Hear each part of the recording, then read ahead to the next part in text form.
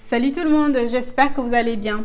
Alors dans cette vidéo, il va s'agir essentiellement du silicone. On va parler du silicone. Je me suis décidée à faire des petites vidéos comme ça pour vous montrer, pour vous expliquer pourquoi je suis revenue sur toutes ces choses qui me faisaient peur avant ou toutes ces choses que j'avais mis totalement de côté, et comme ça vous saurez mieux, parce que il y a beaucoup de personnes qui vont peut-être prendre des vidéos en cours et qui me suivaient avant, qui vont se dire mais elle se contredire. Donc c'est pour tout remettre à plat. Donc il va s'agir du silicone dans cette vidéo. Mais avant, si vous n'êtes pas abonné, vous pouvez le faire, hein, c'est gratuit. Vous pouvez éventuellement liker la vidéo, partager aux autres. Donc à tout de suite pour le silicone. Je vais vous refourguer en fait ce que j'ai appris qui m'a permis de ne plus du tout craindre le silicone et de maintenant l'utiliser. Le silicone en fait, c'est des molécules qui sont obtenues par synthèse chimique du silicium. Du silicium. Le silicium, on le connaît tout, hein, c'est tous. Ça fait partie du tableau des éléments. Et moi en particulier dans l'esthétique, parce que nous utilisions beaucoup le silicium dans les crèmes anti-âge, parce que c'est un oligo-élément qui en gros favorise la synthèse du collagène, donc crème anti-âge. On peut le reconnaître dans nos soins capillaires en lisant les terminaisons des produits tels que les silanes, siloxane, les ticonols et les ticones. Voilà, c'est ce qui va nous alerter que voici, on est en présence des silicones. En gros, on distingue des silicones qui sont, certains sont volatiles et certains ne le sont pas. C'est-à-dire que quand il y a un produit avec du silicone dedans, le silicone peut s'évaporer facilement, et d'autres non, pas du tout. Il y a des silicones qu'on peut enlever, et pour cela, il faut quand même utiliser certains produits que beaucoup de gens n'aiment pas, tels que les sulfates, et d'autres qui peuvent s'enlever facilement avec de l'eau ou avec de l'après-shampoing tout simplement. Donc en gros, ce que moi j'ai retenu qui m'a intéressé, c'est que déjà le silicone peut s'enlever. À partir de là, je me suis dit mais pourquoi ne pas l'utiliser? D'où ma démarche de chercher vraiment pourquoi le silicone était décrié et comment, voilà, en gros.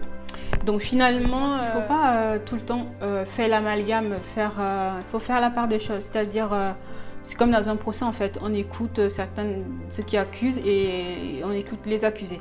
Donc là, le silicone, en gros, c'est cette américaine-là hein, qui est venue avec son idée comme quoi le silicone était mauvais. Elle a diabolisé le silicone, on la connaît toute, hein, je ne vais pas la citer. Son livre qui a été célèbre, que beaucoup de nénépis ont lu. Et ça a diabolisé en gros le silicone. Donc voilà, alors que le silicone est utilisé depuis des années. Hein. Et j'ai même lu dans ma recherche que le silicone a été utilisé après. Au départ, c'était les mineral oil. Et pour pallier au fait que les mineral oil ne faisaient plus d'effet, voilà, ils ont créé des silicones. Donc le premier silicone, c'est le plus dur à enlever. Et effectivement, c'est le diméthicone. Qui est très costaud, parce que lui apparemment quand il va sur le cheveu, quand on le pose sur le cheveu, il s'agrippe, il s'installe, d'accord. Donc il est difficile à enlever, mais d'accord. Mais maintenant il faut voir les effets du silicone. Qu'est-ce que le silicone fait en fait sur nos cheveux? Qu'est-ce qu'il apporte à nos cheveux? Et pourquoi est-ce qu'il est diabolisé? C'est là qu'il faut vraiment réfléchir là-dessus. Le silicone en fait, il gaine la fibre capillaire. Il va gainer la cuticule en fait, en lui déposant un film plastique dessus, ce qui va colmater en fait si jamais il y avait des brèches. En gros, vous avez la tige, le cheveu dedans, vous avez la cuticule, vous avez la tige. Comment est-ce que je peux vous montrer ça? Voilà. Donc voilà. On a la tige, d'accord? On a les cuticules. Donc là, ça c'est un bon exemple en fait. Hein. Là, c'est l'endroit où il n'y a plus de cuticules. Donc le silicone en fait, il va venir, lorsque vous le posez, il va venir, il va déposer un film là, tchac, il va colmater cette brèche, il va continuer là, et vous avez l'impression que votre cheveu, il continue tout lisse jusqu'au bout. Il va lisser le cheveu, il va le gainer, il va le rendre doux. Par contre, il y a des silicones, certains comme le diméthicone, lorsqu'il vient, il se dépose, il va s'enrouler, il va emprisonner. Ce qui fait maintenant, les silicones sont, j'ai lu que les silicones sont beaucoup plus, parce que c'est d'abord des produits chimiques, hein, donc c'est des produits étudiés, hein, c'est pas des produits comme ça, voilà.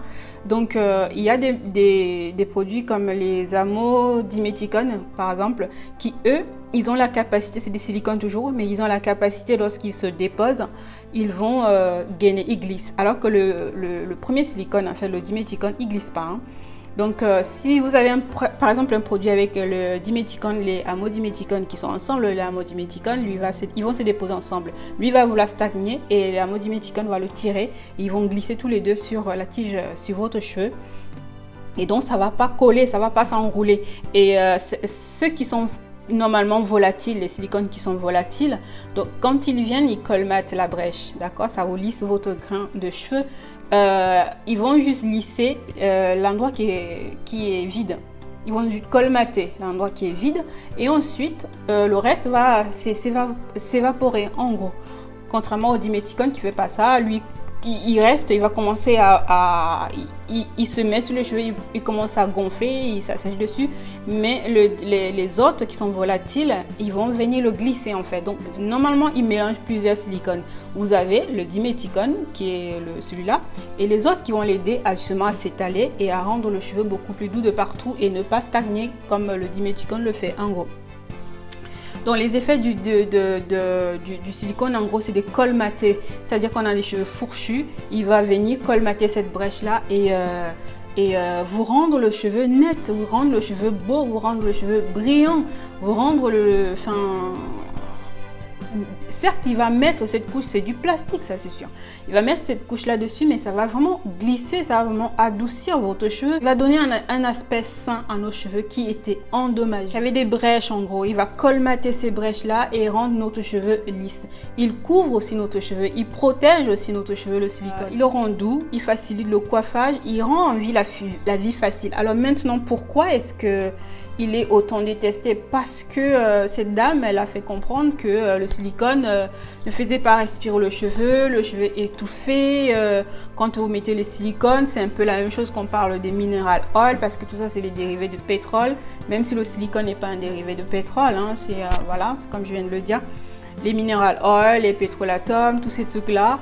Et c'est diabolisé parce que les gens disent que ça étouffe le cheveu. En passant, le silicone aussi, il permet quand vous avez un produit qui a base de silicone, vos cheveux glissent, franchement, vous démêlez facilement. Pourquoi s'en priver? D'autant plus que, je continue la suite. Donc, tous ces produits sont diabolisés parce que, soi-disant, le cheveu, ça va tuer le cheveu, ça va étouffer le cheveu ne va plus respirer. Ce qui est totalement faux. Le cheveu, à la base, c'est une matière morte, c'est des fanères, c'est les continuités de nous, c'est comme les ongles. Quand vous coupez les ongles, vous n'allez pas crier. C'est pareil, quand on coupe les cheveux, on ne crie pas parce que c'est la matière morte. Et comment est-ce qu'une matière morte va-t-elle respirer? Comment? Donc, en aucune façon, le silicone, il va empêcher le cheveu de respirer puisque le cheveu est mort. Par contre, ce qui est réel que le silicone peut faire, qui peut être dangereux, c'est lorsqu'on l'applique sur notre cuir chevelu. Parce que le cuir chevelu, par contre, lui, il est vivant, il y a la peau, il y a le follicule pileux, il faut bien que notre cuir chevelu respire. Donc, déposer du silicone sur le cuir chevelu, ça devient un problème. Donc, les produits siliconés, si vous évitez de les mettre sur votre cuir chevelu, ne vont pas vous faire de problème. Par contre, vous pouvez les appliquer sur vos cheveux. Le cheveu, il est mort. Par contre, le cheveu, quand il est endommagé, d'accord, par exemple les fourches et tout, le silicone, il va pas détruire votre cheveu, il va seulement venir colmater la brèche. Votre cheveu dedans va rester tel qu'il est. Le cheveu n'a pas besoin de respirer, le cheveu ne se refait pas. Une fois qu'il est sorti du cuir chevelu là, il ne se refait pas. Il n'a pas la capacité de se régénérer, de respirer, de faire ci, de faire ça, parce que c'est de la matière morte. Ce n'est pas quelque chose de vivant, le cheveu. Il y en a plein, les silicones qui sont lavables, qui sont solubles dans l'eau, qui ne sont pas solubles dans l'eau. Moi, je n'ai pas reconnu, je retiens pas tout ça. Je retiens une seule chose, les bienfaits du silicone sur les cheveux. Et aussi le fait que j'ai réalisé qu'effectivement, on en fait trop pour rien. Le cheveu, c'est de la matière morte. Le cheveu ne respire pas. On ne va pas étouffer quelque chose qui ne respire pas. On ne touffe qu'une matière vivante. Qui respire? Le cheveu, il respire? Non. Donc, on ne va pas l'étouffer. C'est nous qui pouvons extérieurement embellir le cheveu. Le cheveu, lui, il est mort, il ne fait plus rien. Il n'attend que le moment qu'il va tomber de notre tête. Voilà. Donc, si on accumule beaucoup les produits à base de silicone, ça va juste nous empêcher d'hydrater nos cheveux. Un peu comme les pétrolatum. Ça va faire cette couche-là qui va nous empêcher d'hydrater nos cheveux. Mais en aucun cas, le silicone va étouffer, ni le pétrolatum étouffer nos cheveux, parce que nos cheveux sont morts. C'est de la matière morte. Pour moi, ça m'a suffi. Cette explication m'a suffi. Je me suis dit, mais c'est logique. C'est logique, c'est pas comme si mon cheveu continuait à se régénérer, comme si il prenait de l'air, et il avait besoin de l'oxygène et tout ça. Non, il ne fait plus rien de ça, il est mort. Il est mort, c'est moi qui l'embellis, c'est moi qui va le détruire. Lui, il est sorti et voilà, il ne vit plus. Donc, quand moi je suis ça, je me dis, bah, les silicones, je vais les utiliser. La seule chose qu'il suffit de savoir que après une grosse utilisation des silicones, il faut bien sûr faire un soin clarifiant. Si on a cette façon de faire là, de clarifier après avoir un temps, on va dire un mois, si on utilise beaucoup de silicones, une fois par mois faire un soin clarifiant qui va nous enlever tous ces silicones parce que ça s'enlève. C'est pas que ça va rester là, ça s'enlève. Le cheveu, vous n'allez pas le tuer puisqu'il est déjà mort. Il est dead, il est mort. Donc, vous n'allez plus... Voilà, donc... ça m'a fait complètement dédiaboliser le silicone et les pétrolatomes et tout ça. Donc, voilà à peu près où j'en suis avec le silicone. Donc, c'est mon pote encore. Certes, vous me connaissez un petit peu. Les DIY, tout ça, c'est des soins naturels. Mais ça ne m'empêche pas d'utiliser mes silicones. Ça, c'est sûr, ça ne m'empêche pas d'utiliser mes silicones. Le silicone n'est pas mauvais, il nous aide à démêler les cheveux, ça le rend beau, brillant et tout. Vu les bienfaits qu'il fait, vu la façon dont il lisse les cheveux, pourquoi se priver de quelque chose qui est bien pour nos cheveux tout simplement parce que les gens ont décrié que c'était mauvais. Moi, maintenant, j'utilise des silicones, c'est mes potes. Autre chose aussi, il faut savoir que le cheveu, quand il est endommagé, on ne peut plus le réparer parce qu'il est mort. Vous allez le réparer comment ? On ne peut pas le réparer. Il n'y a que des choses comme le silicone et tout qui vont extérieurement colmater. Voilà, ces brèches là et ça vous donne le cheveu beau jusqu'à ce que le temps pour lui de sauter arrive. Tout s'enlève, tout se lave. Et même les pétrolatomes à l'aise, tu les laves. Donc, pourquoi toujours continuer à se priver des bonnes choses? Parce que les gens n'aiment pas ci, n'aiment pas ça. On découvert ci, on découvert ça. Et on suit bêtement et on se prive des bonnes choses.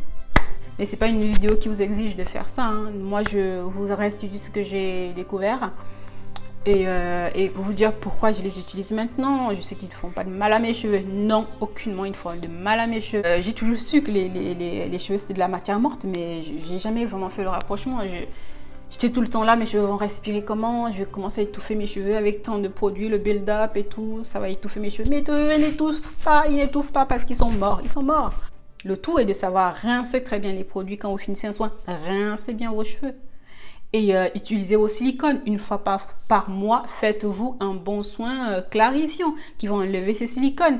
Et profitez des silicones parce que les silicones sont good. Ils sont bons pour nos cheveux. Et la beauté des cheveux en général, elle repose sur la santé de notre cuir chevelu. Et une fois que le cheveu il est sorti là-dedans, il est déjà mort. C'est avant qu'il ne sorte qu'il faut qu'on fasse tout pour qu'il sorte beau et fort. Donc le cuir chevelu, en gros, c'est l'endroit qu'on doit chouchouter le plus en fait. C'est l'endroit qu'on doit chouchouter le plus pour avoir de beaux cheveux qui poussent. Et mon cuir chevelu, je le chouchoute de plus en plus. Et je sais que bientôt, ça va me récompenser. J'aurai des cheveux extraordinaires. Fins, mais extraordinairement beaux. Donc voilà, en gros, ce que je voulais partager avec vous sur les silicones. Je vous fais de gros bisous et je vous dis à très très bientôt. J'espère qu'on aura de beaux échanges là-dessus sur le silicone, si vous l'utilisez. Dites-moi d'autres choses que vous avez appris que je n'ai peut-être pas dit, que je ne connais peut-être pas. Ça nous fait partager en gros. C'est pas mon métier, donc je connais pas tout. Donc balancez-moi ce que vous avez aussi appris là-dessus et partageons là-dessus. Gros bisous.